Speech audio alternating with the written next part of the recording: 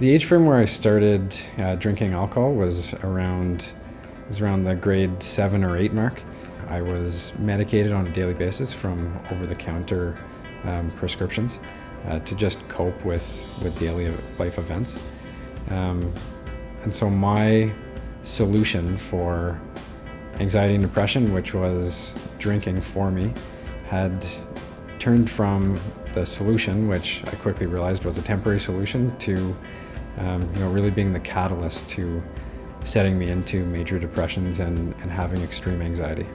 Anxiety and depression and addiction really thrives in secrecy and in dark places. So bringing it to the light and speaking about it and being open and honest really helps cut that that darkness. I started drinking when I was around 15 or 16, I would say. That's when I started experimenting. I wasn't necessarily drinking with my peers. I started drinking on my own in order to make myself more socially at ease at school. My anxiety levels would be so high I couldn't manage them, and I needed basically an output to deal with it. So that usually was either drinking or self-harm. My treatment at the Royal helped me to understand that I really didn't have a fighting chance. I was raised in an alcoholic home. I was genetically predisposed to be an alcoholic. As well, my mental health situation, the anxiety made it impossible for me to kind of succeed. I grew up in a large family. We have 7 children, and we were all very smart in school. All the boys in our family, there's 5 of them, we all skipped grade 3.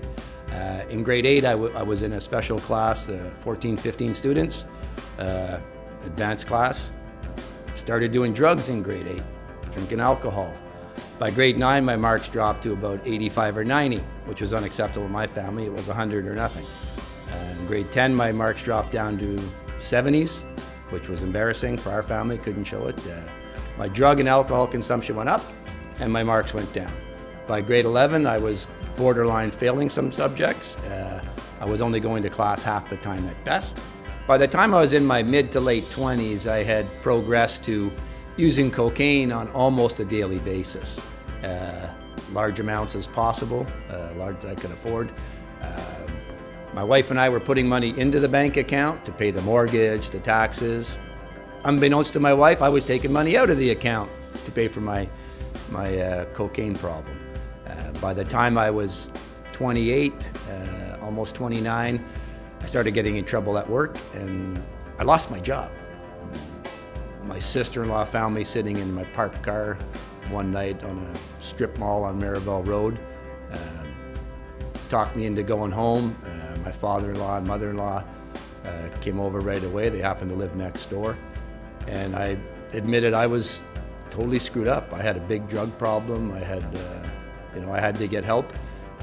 When I was early in treatment, I remember sitting on the lawn at the Royal Ottawa Hospital, and I was already almost 3 months clean.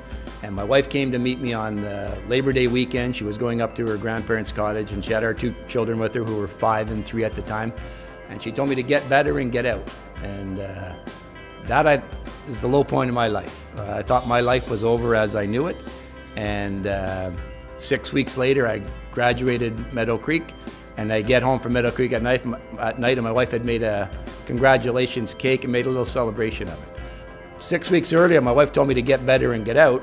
But I came home from Meadow Creek, and there was this much hope that I could keep it together. My wife would let me, stay part of the family. And kudos to my wife. I can't thank her enough for standing by me, and she didn't kick me when I was down.